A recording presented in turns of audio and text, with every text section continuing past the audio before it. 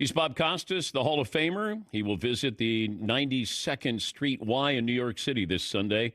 That'll be May 11th at 7, and a potpourri of topics, I'm sure, over his 40-plus years in the business, and online and in-person tickets available at 92ny.org.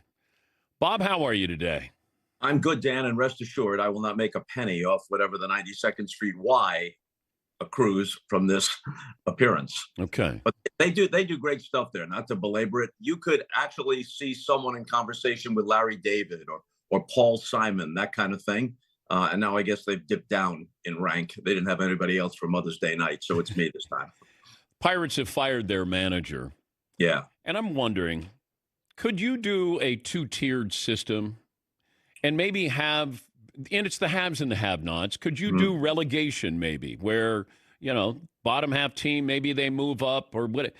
I mean, what are you supposed to do in Pittsburgh, once great baseball town? The only thing that brings to mind that would be comparable, remember, I'm old enough to remember, you were a younger child if you were here at all, but in 1967 or whatever it was, when the NHL expanded, you had the original six, and all the expansion teams went into one division, 6 and 6. And that actually sparked a hockey craze in St. Louis because the Blues were the worst of that the best of that second division. And they went to the Stanley Cup finals twice and acquitted themselves well, even though they lost. So that's the only comparable thing I can think of. But here, I think, is the real answer. If you're the Pittsburgh Pirates, and if you're a long-suffering fan, and you're right, they have a great baseball history. They have one of the best ballparks in the major leagues, and they flounder constantly. Think about this, though, Dan. There are 10 teams in the two central divisions in the major leagues. Only one of them is in the top half of payrolls. That's the Cubs at 10th. Next is the Tigers at 17th.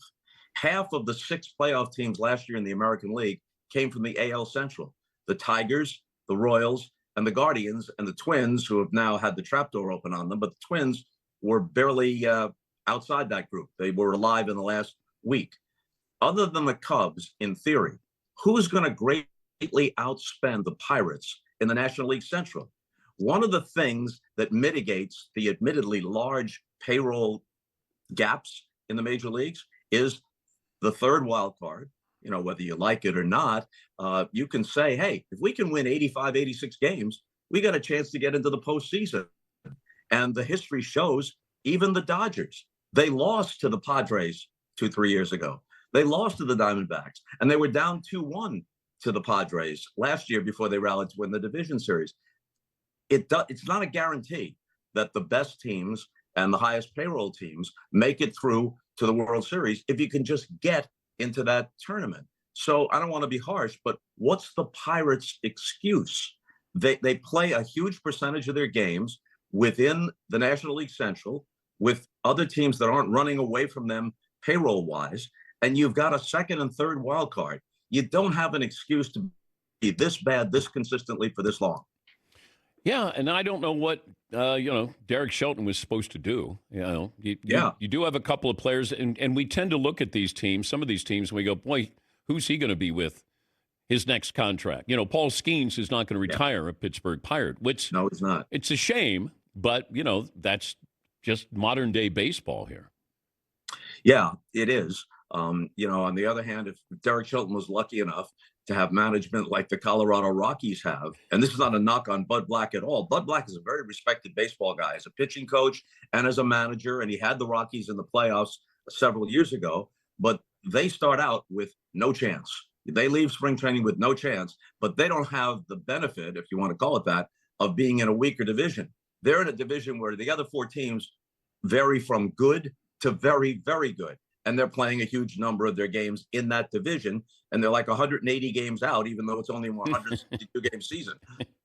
They got 6 wins so far. Yeah. I was wondering about the timing of Shohei Ohtani coming back to pitch. And if you're the Dodgers, you don't want to push this. And if you're Ohtani, I know that that's your identity, but still, I mean, there's a real risk here. If I'm the Dodgers, I don't want to lose you as a hitter. And having you as a pitcher, I may not need you as much as a pitcher, but I don't know if Ohtani's locked in and says, hey, but this is who I am. I'm the two-way player, and I want to continue to do this. I think there is an element of that, and it's part of what leads him to sign with whatever team he signs with. Obviously, the Dodgers had the greater financial wherewithal and were able to structure the deal that worked. But part of it is, I want to do both. So I don't think they can deny him that. But they do have this luxury. Whatever it is, the Dodgers are a great organization, but they have injuries to their pitching staff every year. Every team does, but they have them out of all proportion. They'll start out with 10 guys, all of whom could be in at least some team's rotation. Now 4 of them are healthy. And even when we get to October, we're throwing bullpen games in the playoffs. So I don't know what they're doing with their medical staff or their training staff, but at least they have this. They're so good, even in that division, that they can slow walk a lot of guys. Clayton Kershaw threw like 6-7 perfect innings the other night in the minor leagues. They're slow walking him back. And who knows? He may be a reliever for them rather than a starter. And maybe the answer for Ohtani is, we don't want you to go out there looking to throw 6 innings, which is the modern complete game. Maybe we use you out of the bullpen. And that's the way to do it. But they have the luxury of knowing they're going to be playing in October, and just trying to pull it all together by then. They don't have to pull it all together by the All-Star break. Talking to Hall of Fame broadcaster Bob Costas, who haven't you interviewed? Or who have you interviewed you'd like maybe another sit-down with? Well, the Holy Grail has always been Sandy Koufax in sports. Sandy was always very, very gracious to me. I asked him a couple of times, this goes back more than 20 years, and he never had someone else make the call. He always called me back personally.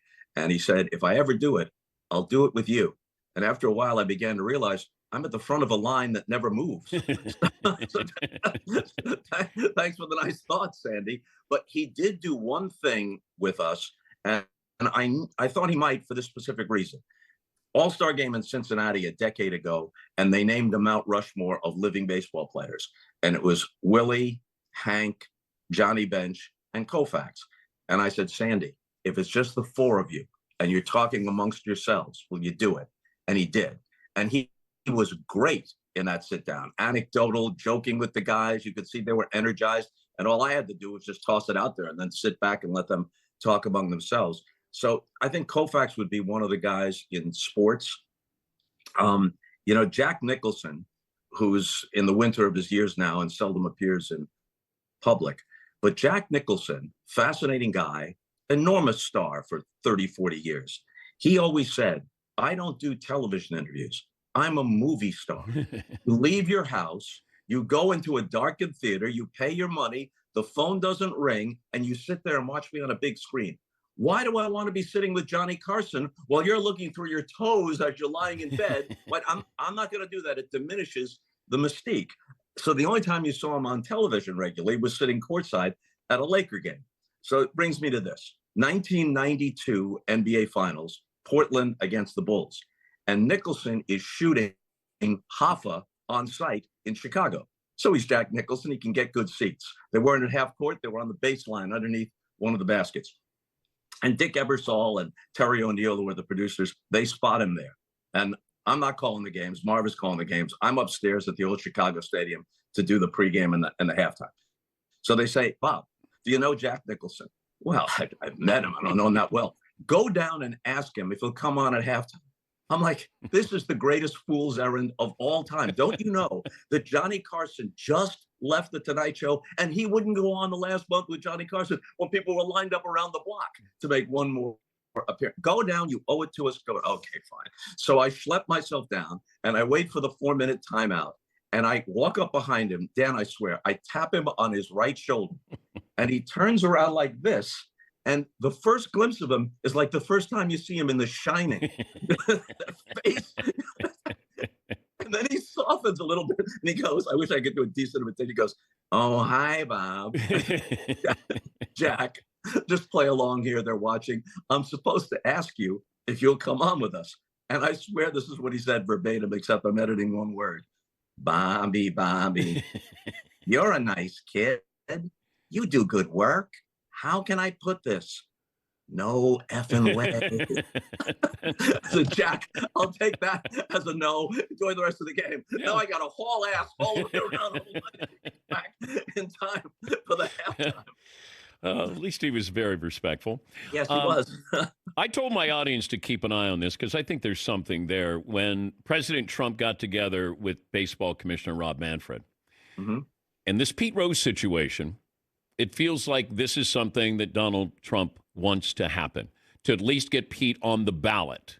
Yeah. And I think there's other things at play that the commissioner may want or need from the president as well. I think Pete's going to get on the ballot at some point, it feels like. What do you think? Two things here. First, the ballot part. In theory, they'd have to put him directly into a veterans committee unless they change their rule. Okay. Because anyone who is more than 15 years removed from having played can't be on the ballot. And of course, if you were on the ballot for 10 years, then you wait a little while and they throw you into a veterans committee. Now, if they're going to take Pete off the restricted list or whatever it is, the ineligible list, then in theory, they could also say, wait a minute, he was never on the writers' ballot. Let's have the writers vote on it rather than 16 people in a veterans committee situation. By the way, if you're going to take Pete off on that basis, would you consider taking Shoeless Joe Jackson off on that basis? He was briefly on the writers' ballot and didn't make it, but you could put him up for consideration too. But those were sides. To your point, I don't know the specifics. I haven't talked with Commissioner Manfred about it, but baseball has an antitrust exemption. The Trump administration seems quite willing to interpret things their own way, or to pursue certain legal actions that others would not. So the antitrust exemption is important to baseball.